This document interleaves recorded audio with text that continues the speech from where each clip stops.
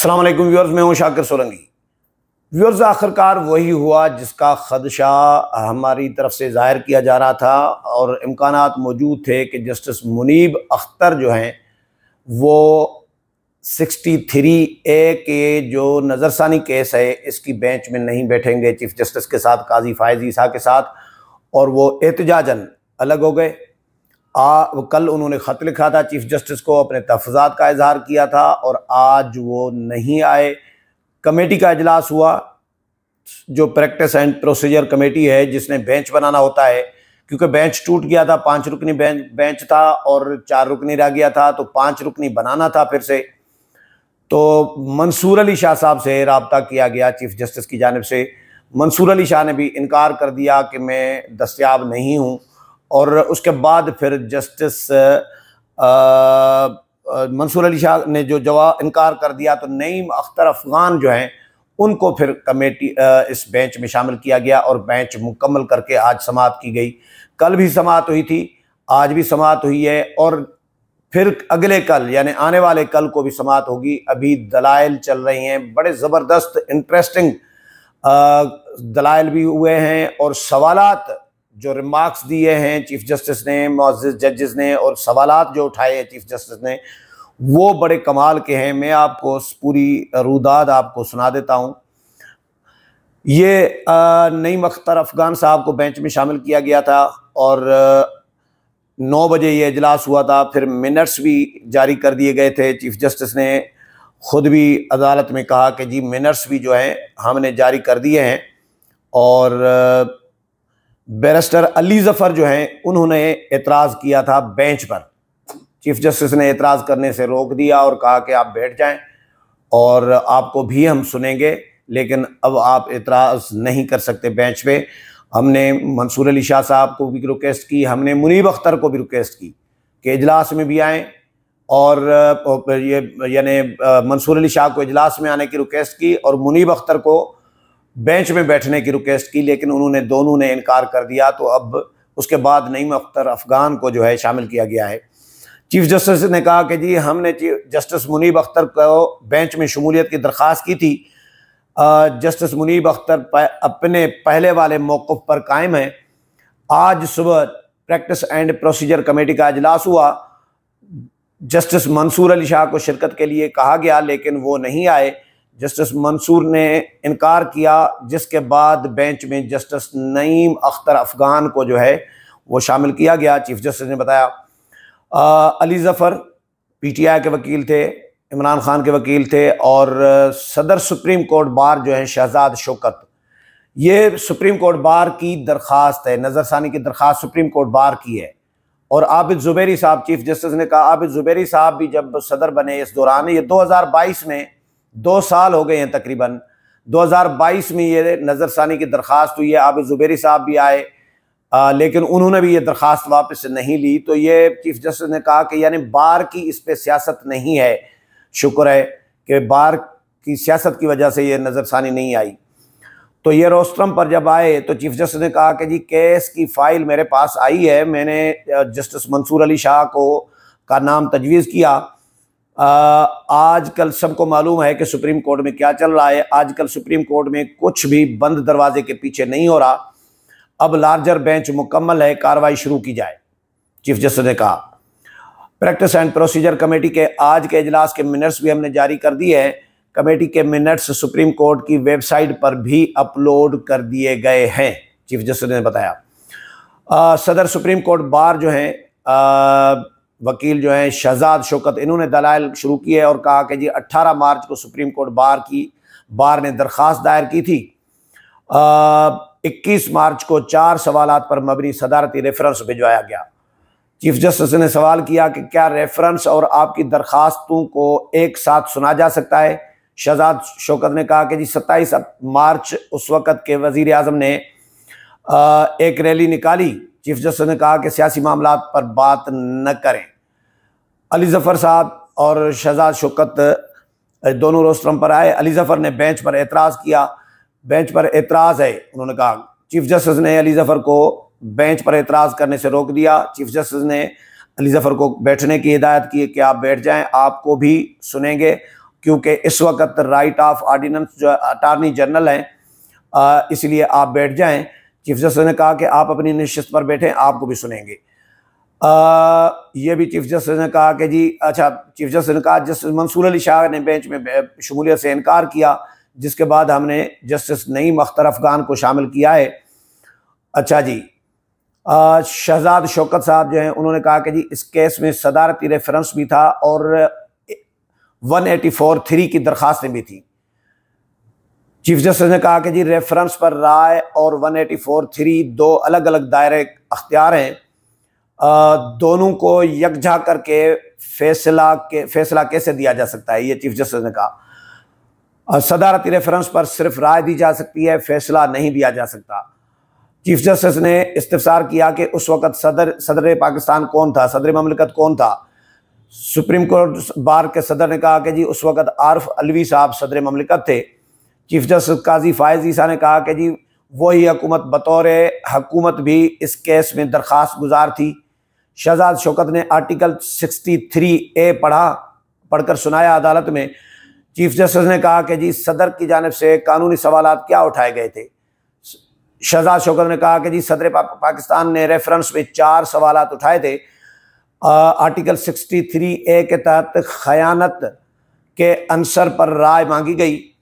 अदालत ने कहा आर्टिकल 63A को अकेला करके नहीं देखा जा सकता। अदालत ने करार दिया कि सियासी जमातें जमहूरियत के लिए अहम हैं और पार्टी पॉलिसी से इनहराफ सियासी जमातों के लिए कैंसर है। चीफ जस्टिस काजी फायज़ ईसा ने कहा कि क्या अदालत की यह राय सदर के सवाल का जवाब थी। शहजाद शौकत ने कहा कि यह राय सदर ममलिकत के सवाल का जवाब नहीं थी। काजी फायज़ ईसा ने कहा कि जी अखलाकियात से मुतल्लिक रेफरेंस में सवाल क्या जनवन था। शहजाद शौकत ने जवाब दिया कि अदालत ने करार दिया था कि मुनहरिफ रुकन का वोट गिना नहीं जा सकता। एक सवाल किसी रुकन के ज़मीर की आवाज़ से मुतल्लिक था। फैसले में आइन को दोबारा लिखने की कोशिश की गई है। काजी फायज़ ईसा ने कहा कि जी अभी आप ऐसे दलाइल न दें, बुनियादी हक़ाइक़ मुकम्मल कर लें। रेफरेंस के सवाल में इनहराफ के लिए कैंसर का लफ्ज़ लिखा गया था। काजी फायज़ ईसा ने सवाल किया, और कैंसर लफ्ज़ न होता तो क्या सवाल का असर कम हो जाता।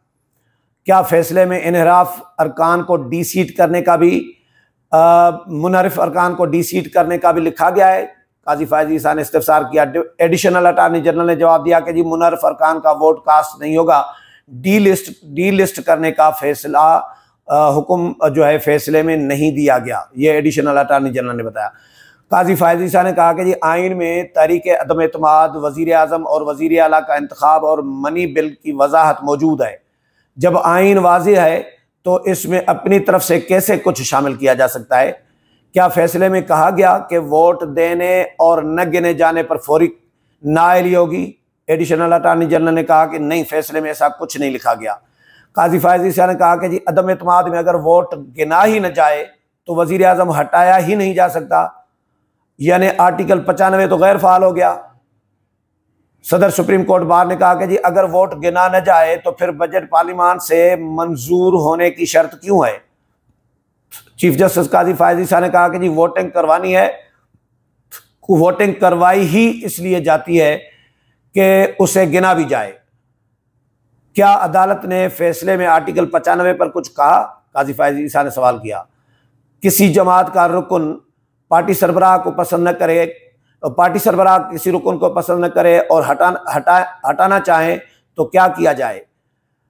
जस्टिस काजी फायज़ ईसा ने कहा, चीफ जस्टिस ने कि अगर अरकान का वोट तक गिना ही नहीं जा सकता तो क्या किया जाए। बलोचिस्तान में, ये जस्टिस जमाल मंदोखेल ने बताया कि बलोचिस्तान में उन्हीं दिनों में अपनी ही जमात के वज़ीर आला के खिलाफ अदम एतमाद लाई गई थी। यानी उन्हीं दिनों में, मतलब जब वज़ीर आज़म, जब ये आर्टिकल 63A जब रीराइट हो रहा था मुनीब अख्तर की तरफ से, मतलब यही दिन थे और इमरान खान के खिलाफ अदम एतमाद की तहरीक थी। अच्छा, काजी फायज़ ईसा ने पूछा कि जी बरतानिया में, उन्होंने बताया कि बरतानिया में हाल ही में एक ही जमात ने अपने ही वज़ीर आज़म को तब्दील कर दिया। इस दौरान जमात ने हाउस में अक्सरियत भी नहीं खोई। फैसले में क्या, शहजाद शौकत ने कहा कि जी फैसले में कहा गया कि इनहराफ करप्ट प्रैक्टिसेस जैसा है। काजी फायज ईसा ने कहा कि किसी के ज़मीर का मामला तय करना मुश्किल है। क्या फैसला आर्टिकल 95 और 163 को मुतासर नहीं करता?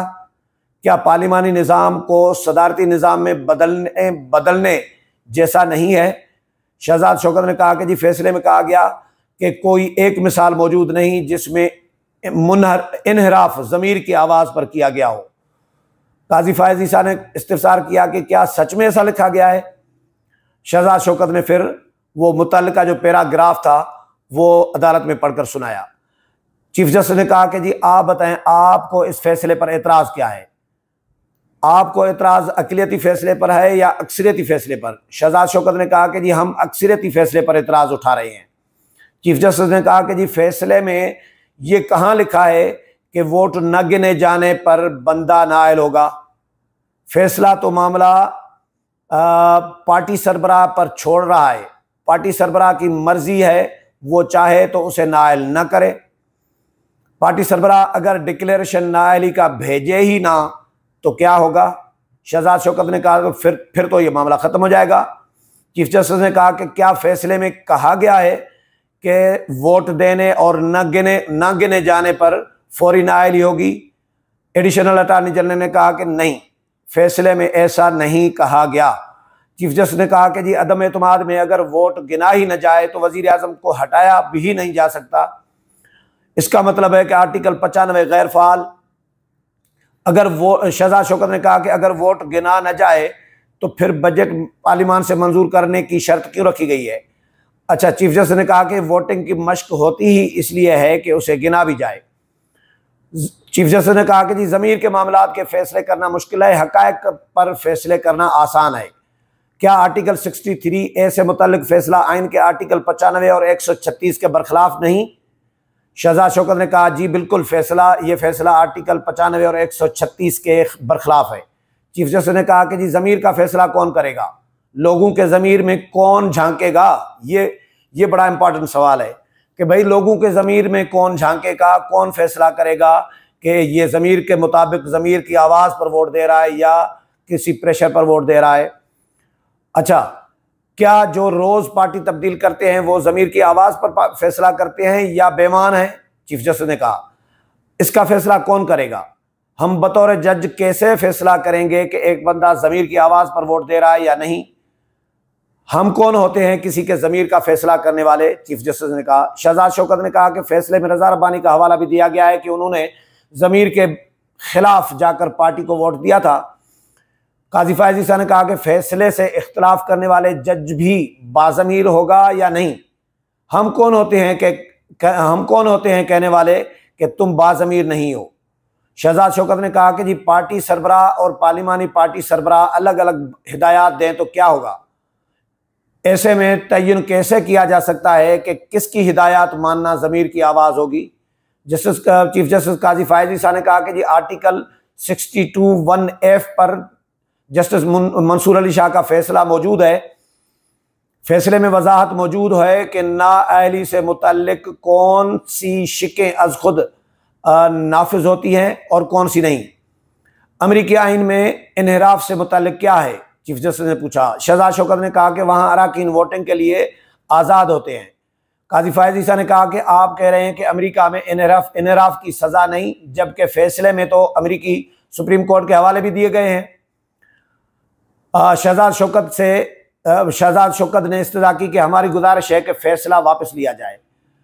चीफ जस्टिस ने कहा कि बताएं फैसले में क्या गलत है?